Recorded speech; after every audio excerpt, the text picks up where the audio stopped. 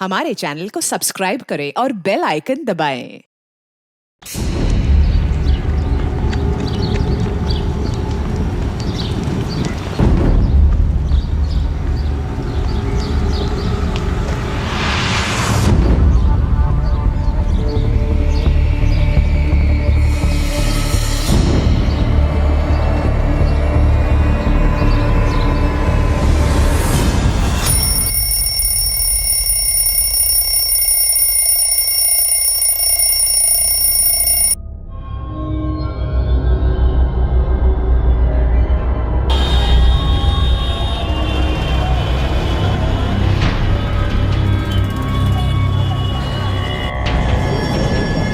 फिर से वही सपना देखा।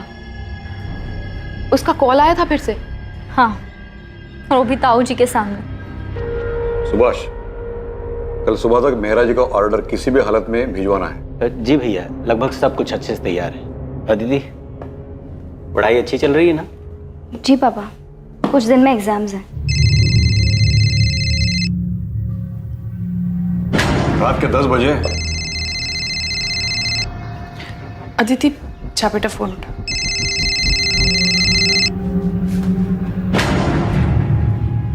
Hello hello. नहीं नहीं नहीं, कुछ नहीं चाहिए हमें। मैंने कितनी बार बोला है, और आप प्लीज इतनी रात को कॉल मत कीजिए। अदिति, 1 महीना हो गया है अब। हर बार नए नए लैंडलाइन नंबर से कॉल्स आ रही हैं। और कितने नंबर ब्लॉक करेगी यार तू? लेकिन सिया। लेकिन क्या अदिति, शक्ल देख अपनी, हवाइयां उड़ी हुई हैं। रात को चैन से सो तक नहीं पाती है। ऐसा कब तक चलेगा यार? किसी और से नहीं तो एटलीस्ट अपने पापा से तो शेयर कर। हाँ बिल्कुल, ताकि वो सीधा जाकर ताऊ जी को बता दे, और फिर मेरी पढ़ाई कॉलेज सब बंद। तो ताई जी को ही बता देना। नहीं बता सकती यार सिया। ताई जी और पापा को कोई बात पता हो और वो ताऊ जी को जाकर ना बताएं, ऐसा हो ही नहीं सकता। घर पे एक सामान यहाँ से वहाँ नहीं होता उनकी मर्जी के बिना। तो समझ नहीं रही है यार, ये कमीना कॉलर हो कौन सकता है? मैं बता रही हूँ अदिति, ये कॉलेज का ही कोई लड़का है। सॉरी। क्या यार प्रतीक, 4 आंखें दी उसके बाद भी देख के नहीं चल सकता? I am sorry Aditi. Siya, it's okay Prateek, चुप कर सिया। क्यों डांट रही थी बेचारे को? शेक्सपियर ने कहा है, we know what we are and know not what we may be. मतलब हम खुद को जानते तो हैं मगर पहचानते नहीं। वक्त और हालात उसे उसकी पहचान देते हैं, क्योंकि हालात की आंधी इंसान के इस बनावटी मुखौटे को उठा देती और उसे खुद से रूबरू कराती है। अरे क्लास का समय हो गया, बाकी का ड्रामा क्लास में। चलें? अदिति, तुमने अभी तक अपना असाइनमेंट सबमिट नहीं किया? सर वो तुमने आज तक कभी लेट सबमिशन नहीं किया और इस बार तुम 4 दिन लेट हो। क्या हुआ, कोई प्रॉब्लम है? हाँ सर, एक्चुअली प्रॉब्लम तो है। नहीं नहीं सर, कोई प्रॉब्लम नहीं है। मैं 2 दिन में अपना असाइनमेंट सबमिट कर दूंगी। आर यू श्योर कोई प्रॉब्लम नहीं है? नहीं सर, कोई प्रॉब्लम नहीं है। Sorry for the delay. Okay.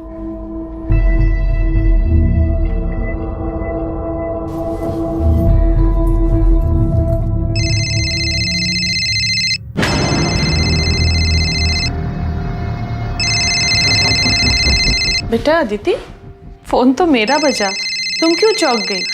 लाओ दो फोन। हेलो, हाँ पार्सल भिजवा दीजिए।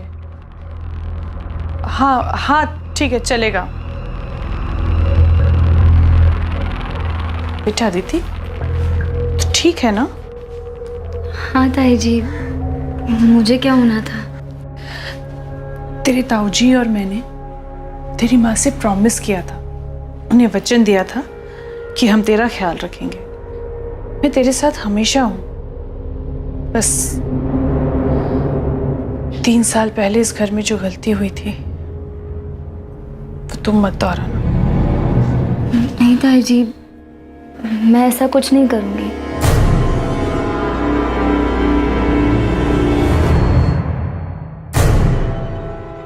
ठाकुर साहब मिले थे, वो अपने छोटे बेटे विकास के लिए लड़की ढूंढ रहे। आदिति के बारे में पूछ रहे थे, तो मैंने उन्हें आदिति की फोटो दिखाई जो उन्हें पसंद आई। वो आदिति से मिलना चाहते हैं। बाद जो कुछ भी हुआ उसके बाद ठाकुर साहब अभी भी अपने बेटे के लिए पिछली बार जो हुआ उसे भूल जाओ ज्योति, जो सामने उसे देखो। हो सकता है ठाकुर खानदान से हमारा रिश्ता होना लिखा है और रिश्ता खुद चलकर आ रहा है। विकास अच्छा लड़का है, मुंबई में रहता है, अगले हफ्ते कानपुर आ रहा है, मिल लेगा आदित्य से। पर मेरी पढ़ाई, कॉलेज का आखिरी साल है। तो फिक्र मत कर बेटा, तेरे एग्जाम्स के बाद ही तेरी शादी करेंगे। हाँ, एग्जाम के बाद ही शादी होगी, लेकिन सगाई इसी महीने होगी। ठाकुर साहब अब ज्यादा रुकना नहीं चाहते और मैं भी उनकी बात से सहमत हूं।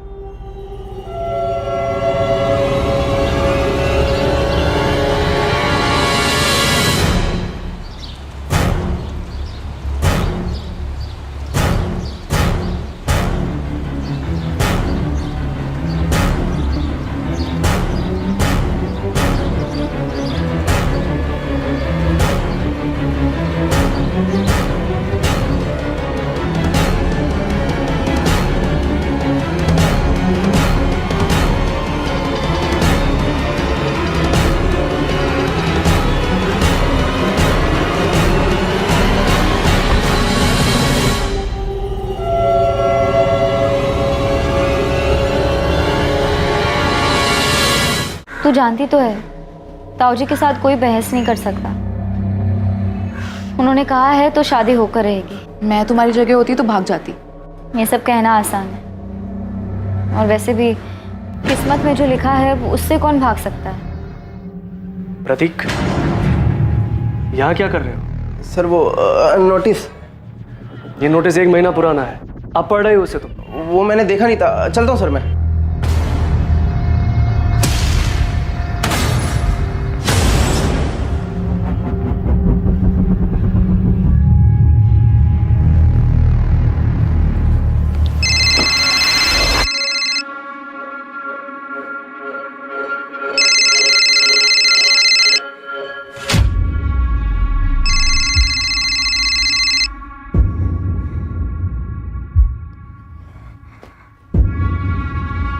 हेलो हेलो हेलो, कौन बोल रहा है? कुछ बोलते क्यों नहीं? क्यों परेशान कर रहे हो मुझे? अदिति, तुम सिर्फ मेरी हो। मैं तुम्हारी शादी किसी और से नहीं होने दे सकता। कौन हो तुम? Hello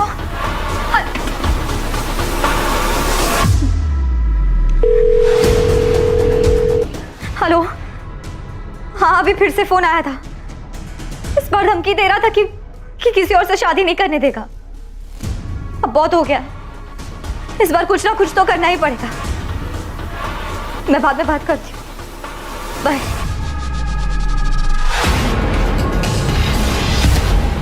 horror is the removal of mask, यानी कि अक्सर हर मुखौटे के पीछे की सच्चाई डरावनी होती है। और यह बात काफी हद तक सच है, क्योंकि ज्यादातर लोगों की असल शख्सियत, उनकी मंशा, उनके ऊपरी चेहरे एक मुखौटे के पीछे छिपे रहते हैं। ब्लैंक कॉल्स करना, किसी का पीछा करना, गुमनाम संदेशे भेजना, ये सभी अलग अलग तरीके हैं किसी को परेशान करने के, जिनका इस्तेमाल सिर्फ कायर लोग करते हैं, क्योंकि वो सबके सामने अपना असल चेहरा दिखाने से डरते हैं। 22 वर्षीय अदिति रावत भी पिछले 1 महीने से ऐसी ही परेशानी से गुजर रही थी, और काफी दिनों तक नजरअंदाज करने के बाद उस दिन अदिति ने आखिरकार मदद मांगने का फैसला किया। क्या समय रहते अदिति को मदद मिल पाएगी, या फिर उसने मदद मांगने में बहुत देर कर दी?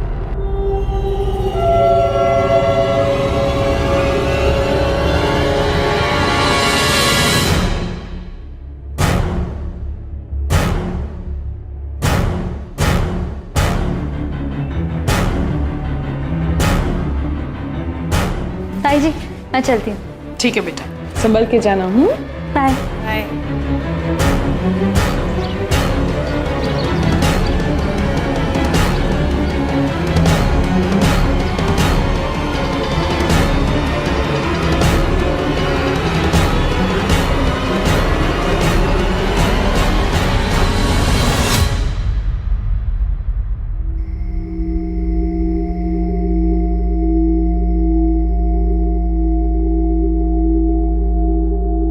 कॉलेज तो 5 बजे ही बंद हो गया था।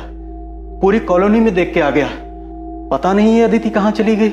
भाभी, वो अदिति की सहेली है ना सिया, उसका नंबर है क्या आपके पास? नहीं, मेरे पास तो नहीं है उसका नंबर। अरे वो कोई बच्ची नहीं है जो राह चलते खो जाए। शायद हमने उसे ज्यादा आजादी देकर कुछ गलती की है। ये आप कैसी बातें कर रहे हैं? मैं अदिति को अच्छे से जानती हूँ, वो ऐसा कुछ भी नहीं करेगी। 3 साल पहले भी हम सब लोग यही कह रहे थे। आप कहाँ की बात कहाँ लेके जा रहे हैं? हमारी बच्ची गायब है, उसे ढूंढने के बजाय आप पुरानी बातें लेके बैठ गए। मुझे लगता है हमें पुलिस के पास जाना चाहिए। सुभाष, इतनी जल्दी में फैसला लेना ठीक नहीं है। सुबह तक रुकते, पुलिस के पास जाएंगे तो बात बढ़ेगी। पर भैया सुबह तक हम पता नहीं सर अदिति कहाँ है, और उसका फोन भी ऑफ जा रहा है। अगर तुम्हें मिले तो बोलना मैंने बुलाया है। उसने अभी भी अपना असाइनमेंट सबमिट नहीं किया है। किसी के साथ किसी तरह के झगड़े का सवाल ही नहीं है। हम तो गारमेंट मैन्युफैक्चरर है, सीधा साधा कारोबार है। आप लोगों के पास अदिति के किसी दोस्त का नंबर कैसे नहीं? कभी जरूरत ही नहीं पड़ी सर। दरअसल मेरी बेटी बहुत सीधी सादी है, उसके कोई खास दोस्त भी नहीं है, बस पढ़ाई करती रहती है, घर से कॉलेज, कॉलेज से घर, इसके अलावा कहीं आना जाना नहीं होता। पर इस बार कहीं तो गई है वो। वैसे वो कॉलेज कैसे आते जाती थी? मतलब खुद की गाड़ी थी? नहीं सर, ऑटो से आती जाती थी।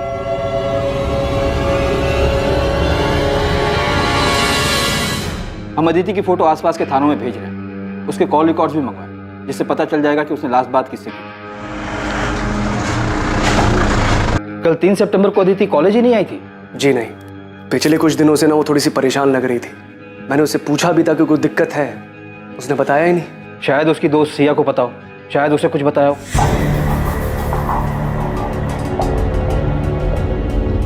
सिया, अदिति कल से मिसिंग है। अगर तुम इसके बारे में कुछ भी जानती हो तो बेझिझक होकर इंस्पेक्टर साहब को बताओ। सर अदिति को पिछले 1 महीने से ब्लैंक कॉल्स आ रहे थे। क्या?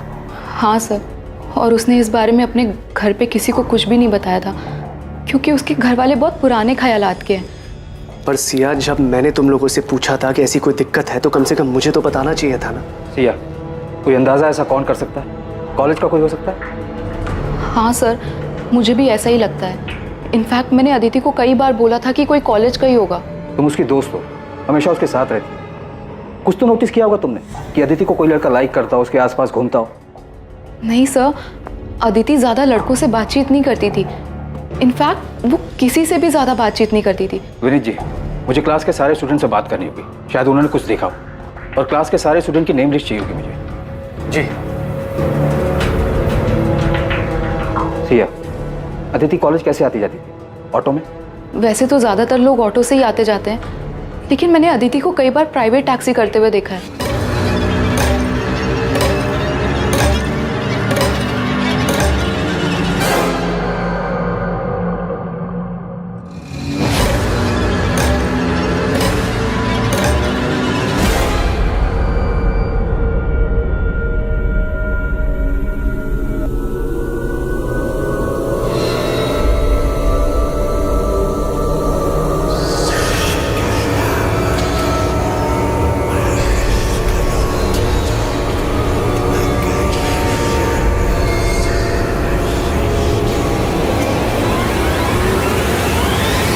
कोई उसे कॉल करके तंग कर रहा था तो उसे हमें बताना चाहिए था।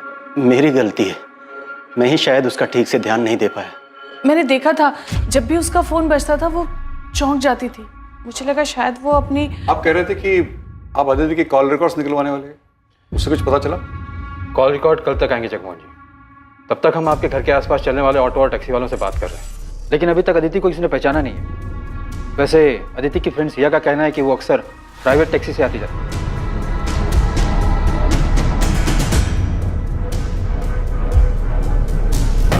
अब वो टैक्सी से जाए ऑटो से, क्या फर्क पड़ता है? फर्क पड़ता है, और इस बात से भी फर्क पड़ता है कि आप लोगों को उसके दोस्तों के बारे में कुछ पता नहीं, और ये भी नहीं पता कि वो कॉलेज कैसे आती जाती है।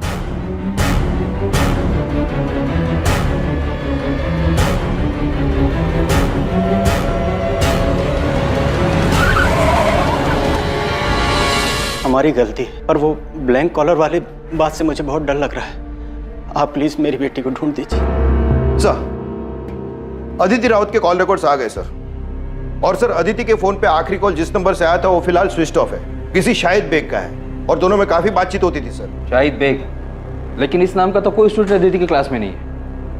और ये पिंक नंबर किसके? सर ये 6-7 पीसीओ के नंबर है।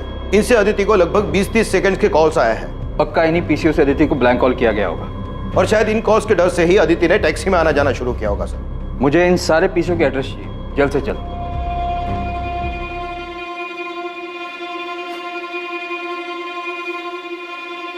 सुभाष, मैं जानता हूं तुम पर क्या बीत रही है। मेरा रवैया सख्त है, इसका यह मतलब नहीं कि अदिति की मुझे परवाह नहीं है। और मेरी भी तो बच्ची है। गलती मेरी है भैया, मैं उसे समझ नहीं पाया। उसकी मां की मौत के बाद मुझे उसका ज्यादा ख्याल रखना चाहिए। उसे बोलने तक का मौका नहीं दिया। अगर ऐसा करते तो शायद वो उन ब्लैंक कॉल्स के बारे में बता देती। मैंने शायद उसे पहचानने में भूल कर दी, उस पर शक किया। मुझे लगा वो भी हमें धोखा देकर भाग गई, लेकिन मैं किसी भी हालत में उसे घर वापस लाकर ही रहूंगा। तब ये रोड का पीसीओ है। अब 4 घंटे पहले कौन आके गया मुझे याद नहीं है। हाँ साहब, सीसीटीवी लगवाया ना, आजकल क्या मालूम कब जरूरत पड़ जाए। ये तारीख है, इस टाइम के बीच के सारे सीसीटीवी फुटेज चाहिए मुझे सर। 6 पीसीओ में से सिर्फ 2 जगह सीसीटीवी था। और सर एक पीसीओ से 21 अगस्त को कॉल आया था अदिति को रात को 11:15 बजे। और दूसरे पीसीओ से 31 अगस्त को कॉल आया था रात को 10:35 पर। आई होप हमें वो कॉलर दिख जाए।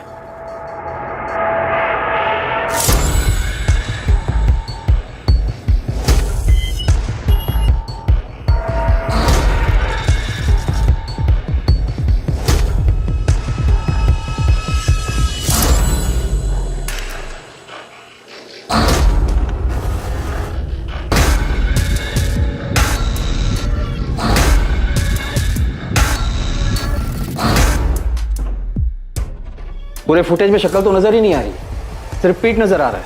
काफी शातिर मालूम पड़ता है। कैप पहन कर आया था। जी सर। हाँ सर, मैं अभी आती हूँ। ध्यान से देखना चाहिए, चेहरा नहीं दिख रहा है, पर शायद बॉडी लैंग्वेज से तुम पहचान जाओ।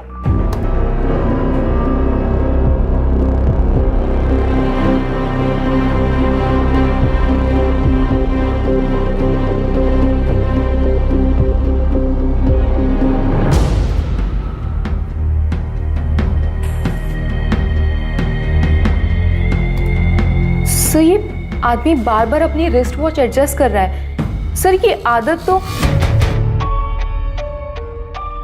ये आदत हमारे प्रोफेसर विनीत की है। मैं कॉलेज का प्रोफेसर हूं, कोई सड़क छाप रोमियो नहीं हूं। आपको क्या लगता है मैं एक लड़की को ऐसे परेशान करूंगा? सर आप लोग गलत कर रहे हैं। मैंने कुछ भी नहीं किया, फिर आप मुझे कैसे लेकर आ सकते हैं? तुम्हारे फोन के लोकेशन डिटेल्स देखे हमने।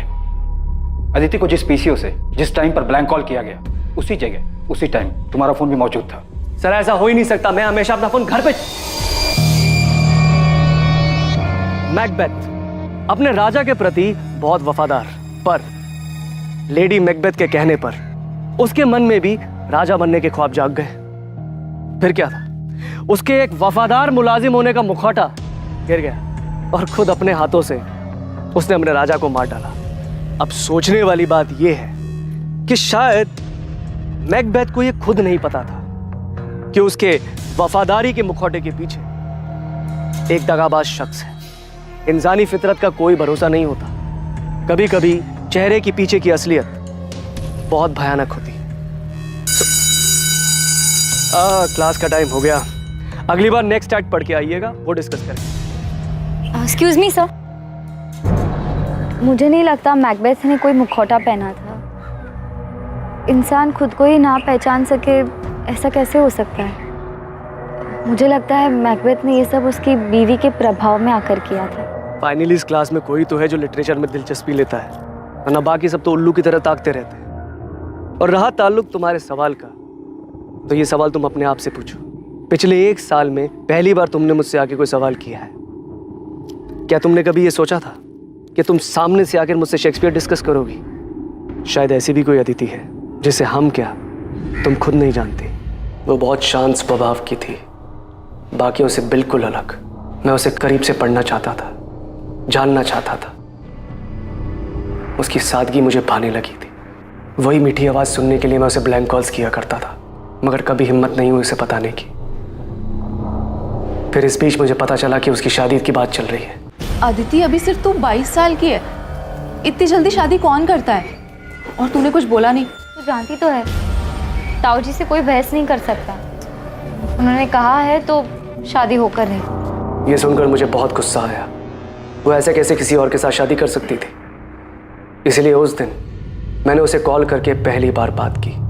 अदिति, तुम सिर्फ मेरी हो।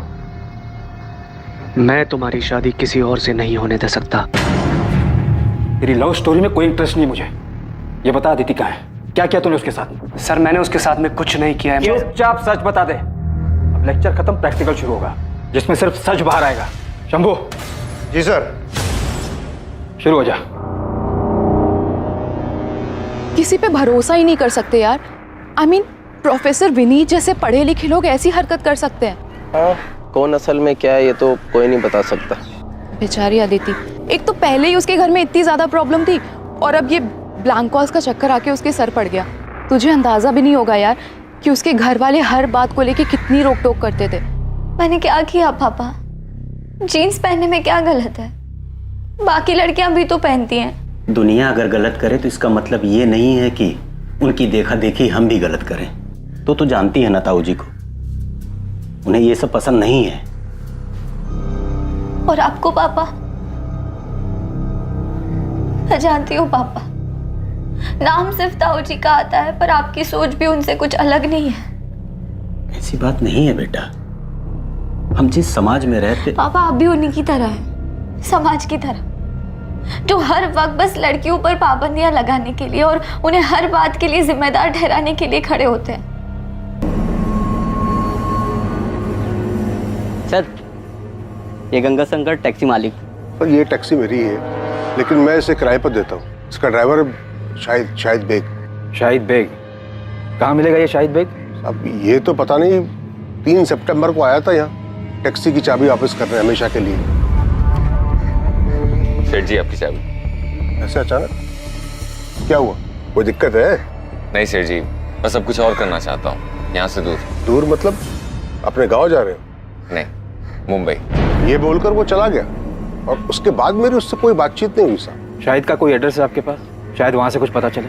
हाँ, शाहिद जिस बस्ती में रहता है वहां का एड्रेस है मेरे पास। सर, अदिति के फोन पे आखिरी कॉल किसी शाहिद बेग का ही था। ये वही होगा, नंबर क्रॉस चेक करो। अदिति और शाहिद में देर रात तक लंबी बातें होती थी, पर यह समझ में नहीं आ रहा है कि अदिति एक टैक्सी ड्राइवर से इतनी क्यों बात करेगी। साहब, ये रहा शाहिद का पता हुआ उसका फोन नंबर।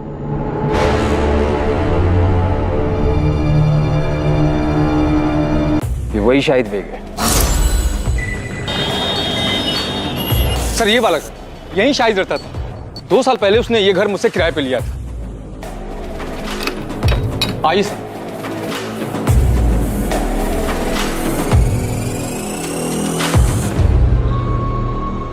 शाहिद ने कमरा कब खाली किया? 3 सितंबर को? हाँ साहब, उसी दिन किया था। कुछ बताया था उसने? कहाँ जा रहा है? जमुना भाई, इस बार दुबई जा रहा हूँ किस्मत आजमाने। ये चल क्या रहा है शाहिद के दिमाग में? सबको अलग अलग जगह बताकर खुद गायब हो गया। अदिति हमेशा शाहिद की टैक्सी से आती जाती थी और शाहिद ने अपनी टैक्सी 3 सितंबर को वापस की और उसी दिन से अदिति और शाहिद दोनों गायब हैं। ये महज इत्तेफाक तो नहीं हो सकता। सर यहाँ तो कुछ और ही खिचड़ी पक रही थी। ये शाहिद की पड़ोसन बता रहे थे कि शाहिद के घर पे किसी लड़की का रेगुलर आना जाना था। हाँ साहब, ये तो वही लड़की है जो शाहिद के घर पे आती थी।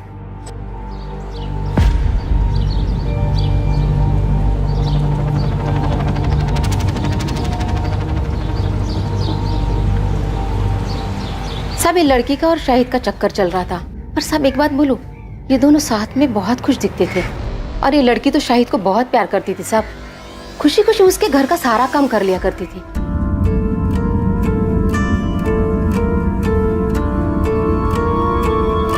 क्या कर रहे हो? कोई देख लेगा तो? तो देखने दो। तुम यहाँ क्या कर रहे हो? बुखार है ना, आराम करना चाहिए। चलो अंदर चलो।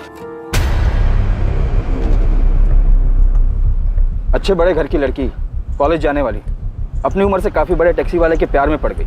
और इतना ही नहीं, अपना घर छोड़कर उसके साथ भाग भी गई। कुछ ज्यादा फिल्मी नहीं हो गया ये?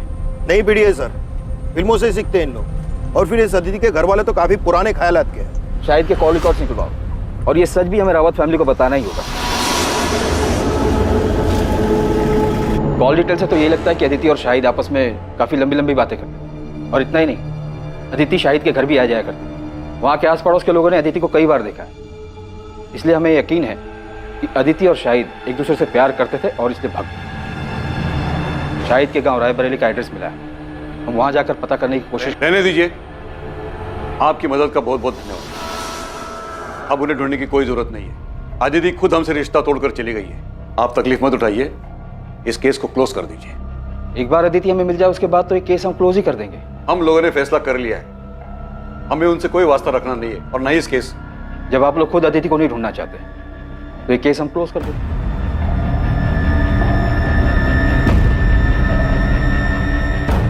अदिति का मिसिंग केस अचानक ही एक अनदेखे मोड़ पर आकर थम गया था। अदिति ने अपने घर वालों को छोड़ने का फैसला लिया और बदले में उसके परिवार वालों ने अदिति के लिए भी वही फैसला लिया था, अदिति को छोड़ने। लेकिन सच इतना सरल नहीं था और कुछ ही दिनों बाद सामने आने वाली एक दुर्घटना का कोई भी अंदाजा नहीं लगा सकता था।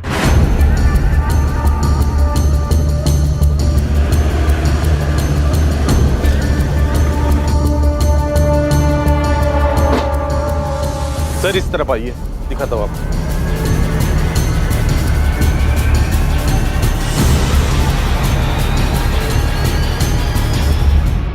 सर, विक्टिम का गला घोटा गया है, कपड़े भी फटे हुए हैं, शायद रेप किया गया है और इस लाश को इस बोरी में लाया गया है। लड़की गांव की रहने वाली नहीं लगती है। मैंने आसपास के लोगों से पूछा, इसकी फोटो भी दिखाई, लेकिन कोई पहचान नहीं पाया है। डेड बॉडी को पोस्टमार्टम के लिए तो भेजिए दो, इसकी फोटो भी आसपास के थानों में भेज दो, शायद वहां से आइडेंटिफाई हो जाए। तो विक्टिम की फोटो दिल्ली, नोएडा और आसपास के थानों में भेजी, लेकिन अभी तक कोई रिस्पॉन्स नहीं आया है। शायद विक्टिम यहाँ की हो ही नहीं। तो एक काम करो, हमारे सोशल मीडिया ग्रुप की हेल्प लो और विक्टिम की फोटोज उसमें भी सर्कुलेट करो।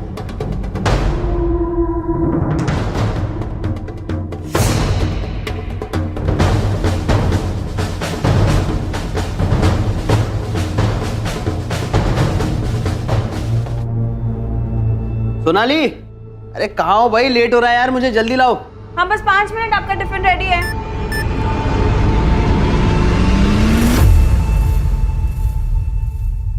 ए सोनाली, मेरा टिफिन रेडी हुआ कि नहीं? क्या हुआ?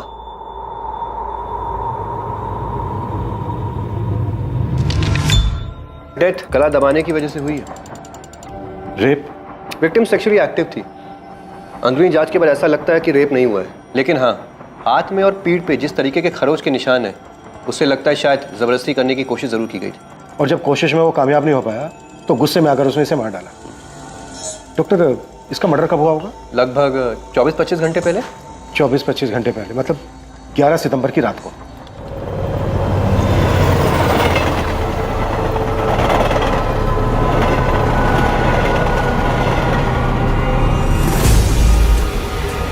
ऐसे नहीं, ऐसे बना, ठीक है? आजा। बस करो भी बतख जैसे मुंह बनाना। ये कपड़े पहन ले सोनाली, तेरे पापा आते ही होंगे। आप आओ, हमारे साथ फोटो खींचो। अरे मैं कहाँ? बैठो यहाँ बैठो। अरे मुझे नहीं आता ये सब। जी, हमारी फोटोज ही नहीं है साथ में। देखो, सिर्फ आपको बस ऐसे करना। कैसे? ऐसे, ठीक है? आओ।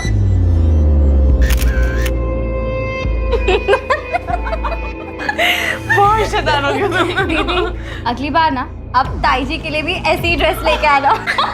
चुप बेशरम। आओ, एक और फोटो।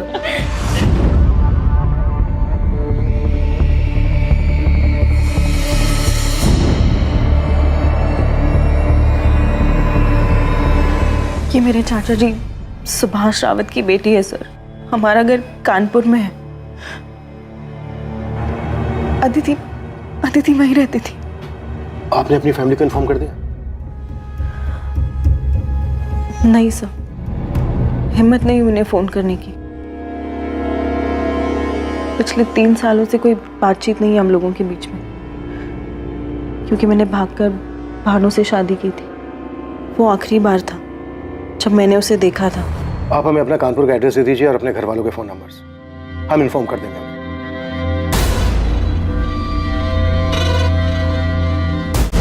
सुभाष, ये जमीन बहुत अच्छी जगह पर है।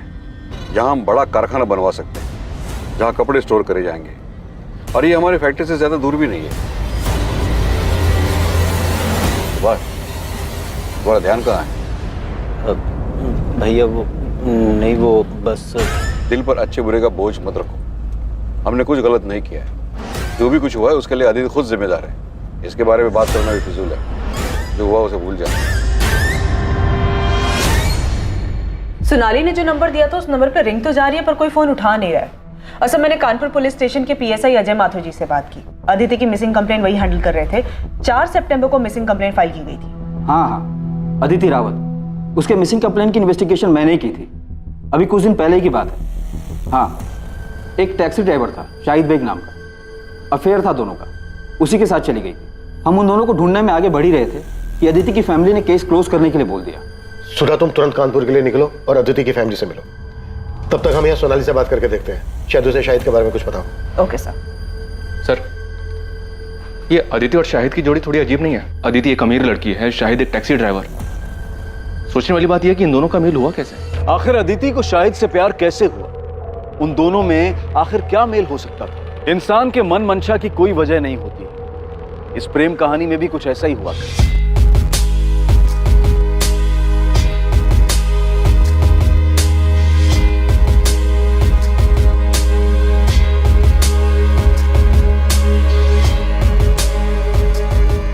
आइए मैडम, बैठिए। नहीं, आप जाइए, मैं ऑटो ले लूंगी। मैडम, आप ऑटो का किराया दे देना। बहुत देर से देख रहा हूँ, दूर दूर तक कोई ऑटो नहीं है। आप ऐसे ही धूप में खड़ी हैं, आपको भी ऑटो का इंतजार नहीं करना पड़ेगा और मुझे भी सवारी मिल जाएगी। बैठिए ना।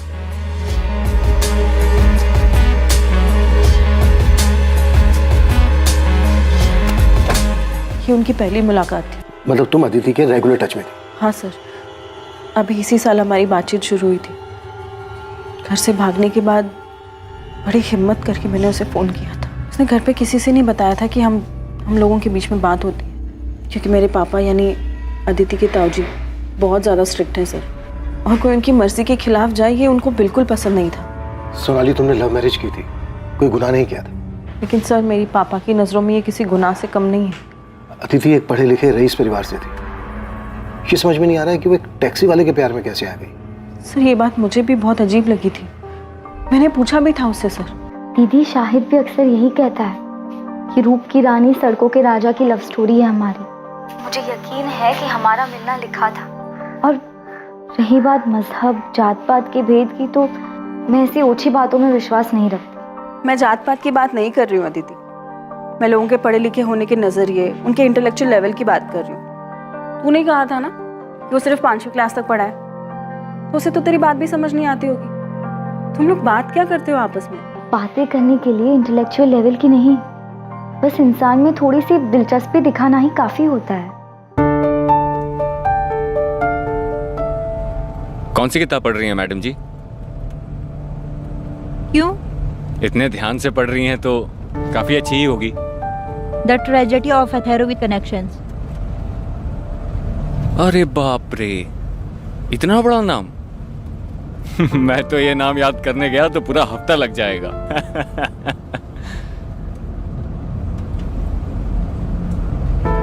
मुझे भी किताबें पढ़ने का शौक था बचपन में, लेकिन वो अरमान कभी हकीकत नहीं बन पाया। क्यों? अब्बा का इंतकाल हो गया था बचपन में। इससे पहले कि कुछ समझ पाता, कंधे से स्कूल बस्ता हटाकर सर पे बोझ डाल दिया गया। घर चलाने के लिए अम्मी की मदद करनी थी, तो तब से लेकर अभी तक वही करता चला आ रहा हूँ। मतलब उसने तुझे अपनी दुख भरी कहानी सुनाई और तेरा दिल पिघल गया? मैंने उस पर तरस खाकर उसे पसंद नहीं किया है, बल्कि उसके आने से मुझे पहली बार कोई ऐसा मिला जो बिना किसी मतलब के, बिना किसी उम्मीद के मुझ में दिलचस्पी दिखा रहा है, जो मुझे वक्त देना चाहता है, मुझे सुनना चाहता है। और दीदी, आपको पता है, शाहिद बहुत ही जिंदा दिल इंसान है।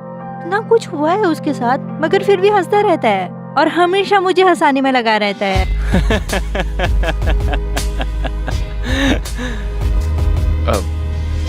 सॉरी मैडम, वो एक बात याद आ गई। वो मेरी पड़ोसन है ना, उसको जब बुखार होता है ना तो वो बहुत खुश हो जाती है। पता है क्यों? उसे लगता है वो बहुत हॉट लग रही है।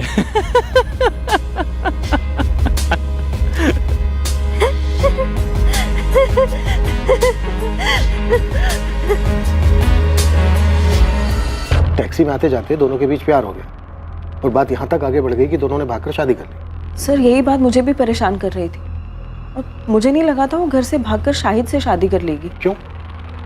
ऐसा क्या हुआ था?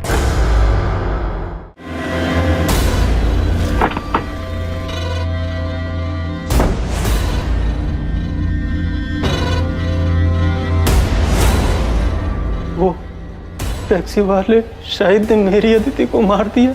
इन्वेस्टिगेशन चल रही है सुभाष जी, लेकिन एक और पॉसिबिलिटी ये है कि शायद शाहिद को भी मार दिया गया होगा। लेकिन मुझे पूरा यकीन है कि उसी कमीने ने अदिति को मारा होगा। मैंने उसे तभी पहचान लिया था जब वो दोनों शादी करके यहाँ आए थे हमारे पास। क्या आप लोग पहले से जानते थे कि उन दोनों ने शादी कर ली थी? शाहिद पहले से शादीशुदा था, तो फिर अदिति उसके साथ भागी क्यों? सर यही बात तो मुझे समझ नहीं आ रही है। अदिति ने कहा था कि शाहिद ने उसके साथ धोखा किया है। शाहिद ने मुझे धोखा दिया है दीदी, मैं उसके लिए सब कुछ छोड़ने को तैयार थी, उसने मुझे अंधेरे में रखा। छोड़ो, काम करने दो। सारा सामान यहाँ वहाँ फेंक कर रखा है, इसीलिए बीमार पड़े थे तुम। हाँ तो ये बीमारी की तो मेहरबानी है जो तुम मेरे गरीब खाने में आई। हाँ बस हाँ, अब ठीक से सफाई करने दो। ठीक से साफ सफाई नहीं होगी तो वापस बीमार पड़ जाओगे।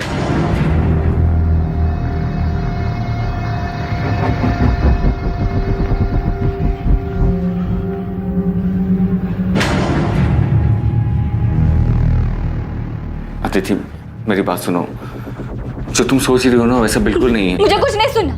मैंने पहली बार किसी पर भरोसा किया, दिल से सच्चा प्यार किया, और तुमने बदले में मुझे क्या दिया? तुमने मेरा भरोसा तोड़ दिया। अदिति सुनो मेरी बात सुनो। अदिति अदिति पिछले 1 महीने से मेरी अदिति से बात नहीं हो पाई थी सर, इसीलिए इस सब के बाद उन दोनों के बीच क्या हुआ मुझे नहीं पता सर। पर अदिति की बातों से ये जरूर लगता था कि वो शाहिद से बहुत ज्यादा प्यार करती है। कौन सा प्यार? साफ साफ दिख रहा है कि उसने अपनी चिकनी चुपड़ी बातों में अदिति को फंसाया और भगाकर शादी करके ले आया हमारे पास। उसने सोचा कि शादी करेंगे तो हम कुछ बोलेंगे नहीं और वो घर जमाई बन के बैठेगा। कब आए थे यहाँ मिलने के लिए? गायब होने के 5 दिन पहले। मतलब 8 सितंबर को? जी, अदिति आशीर्वाद लेने आई थी शाहिद के साथ। मेरी तो कुछ समझ में नहीं आया, इसलिए मैंने तुरंत इन्हें फोन किया। देखो मैं रास्ते में हूँ, गाड़ी में। तुम साफ साफ बोलो क्या हुआ है? अदिति आई है शादी करके। मुझे तो कुछ समझ ही नहीं आ रहा था कि मैं क्या करूं। अदिति, ये सब क्या नाटक है? क्या चल रहा है? ये कौन है लड़का? जी मैं शाहिद बेग, टैक्सी चलाता हूँ। हम दोनों एक दूसरे से बहुत प्यार करते हैं और नई जिंदगी शुरू करने से पहले आप लोगों का आशीर्वाद चाहते हैं। मैं आपसे वादा करता हूँ कि मैं आपकी बेटी को बहुत खुश रखूंगा। पापा प्लीज एक बार मेरा साथ दे दीजिए पापा। सच में शाहिद से बहुत प्यार करती हूँ। इतना बड़ा कदम उठाने से पहले कम से कम एक बार तो बता देती। तेरे ताऊ जी को पता चला ना तो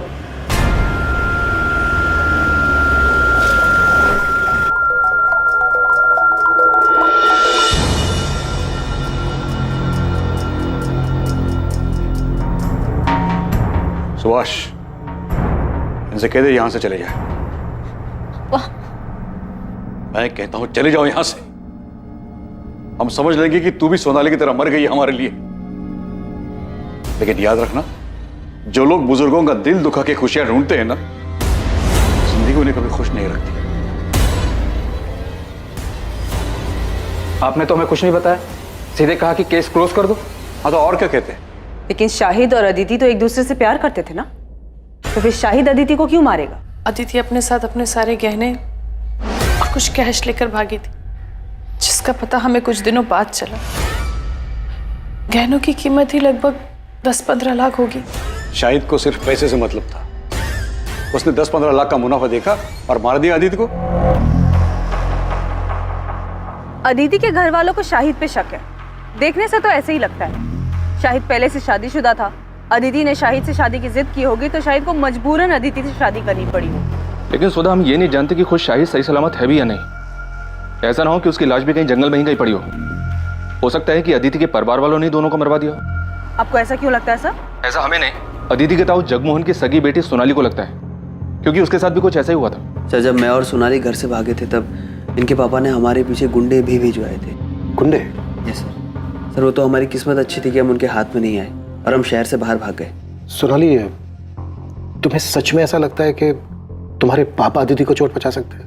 यकीन से तो नहीं कह सकती हूँ, लेकिन कल को अगर ऐसी कोई बात सामने आती है तो मुझे हैरानी नहीं होगी सर। और इतना बता सकती हूँ सर कि खानदान की इज्जत और खानदान के बच्चों के बीच अगर किसी दिन किसी मोड़ पे मेरे पापा को किसी एक चीज़ को चुनना होगा तो वो आंख बंद करके खानदान की इज्जत को ही चुनेंगे सर।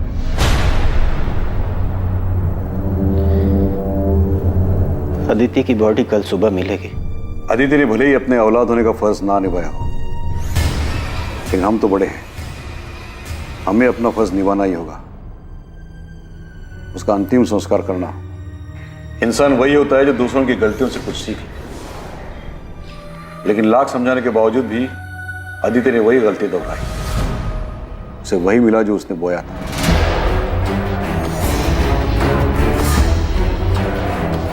अब आप उसे क्यों कोस रहे हैं?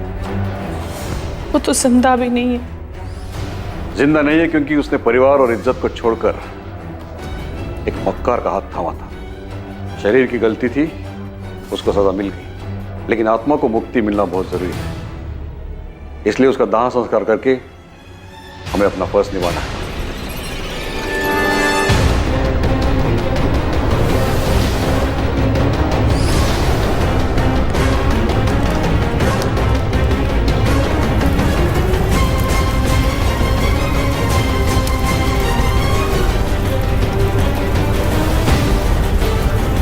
हमें सबसे पहले ये पता लगाना है कि इस वक्त शाहिद कहाँ है। क्या सबके पीछे उसी का हाथ है या फिर वो खुद एक विक्टिम? सर, जहां अदिति की लाश मिली उसी जंगल वाले एरिया में हम लोग शाहिद की डेड बॉडी को भी सर्च करें।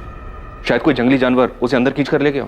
अगर खुद शाहिद मर चुका है तो फिर साफ साफ ये ऑनर किलिंग का केस बनता है, और ये काम अदिति के ताऊ जगमोहन और उसके पिता सुभाष का हो सकता है। शक इसलिए भी हो रहा है क्योंकि जगमोहन की बेटी सोनाली को भी अपने पिता पर भरोसा नहीं है। वैसे इन लोगों के अलावा और किसका काम हो सकता है? तो प्रोफेसर विनीत, कानपुर के पीएसआई अजय माथुर बता रहे थे इस प्रोफेसर के बारे में। फाइनली इस क्लास में कोई तो है जो लिटरेचर में दिलचस्पी लेता है, वरना बाकी सब तो उल्लू की तरह ताकते रहे। अदिति से एक तरफा प्यार किया करता था, ब्लैंक कॉल भी किया करता था, यहाँ तक कि सर उसने धमकी भी दी थी अदिति को किसी और से शादी ना करने की। और जब कॉलेज वालों को इसके बारे में पता चला तो उसे कॉलेज से निकाल दिया गया। इस वक्त कहाँ है विनीत? माथुर सर बता रहे थे कि कॉलेज से निकाले जाने के बाद वो अपने घर में ही बंद। क्या करता बेचारा ओथेलो? प्यार में जलन होना स्वाभाविक है। वो अपने प्यार को किसी और के साथ नहीं देख सकता था, इसीलिए उसने खुद उसको मार डाला।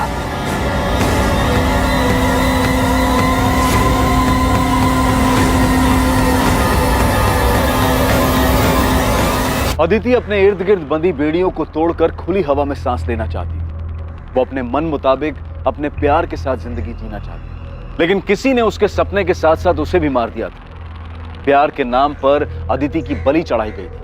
अपनेपन का मुखौटा पहनकर किसी ने उसके साथ विश्वासघात किया था, धोखा किया था। लेकिन इस धोखे के पीछे आखिर था कौन? उसका अपना पति शाहिद, जिसके लिए उसने सब कुछ छोड़ दिया था, या फिर उसके अपने पिता और उसके ताऊजी जिन्होंने उसे बचपन से बड़ा किया था, या फिर यह काम किसी और का था? कोई ऐसा जिसने अपनेपन और दोस्ती का मुखौटा पहनकर यह खेल इतनी अच्छी तरह से खेला कि अदिति को भी उसके भयानक इरादों की भनक तक नहीं लगी। इन सारे सवालों के जवाब लेकर हम हाजिर होंगे कल रात 10:30 बजे इस केस के दूसरे और आखिरी भाग में। जय हिंद। For more updates subscribe to our channel, click the show links and enjoy watching the videos.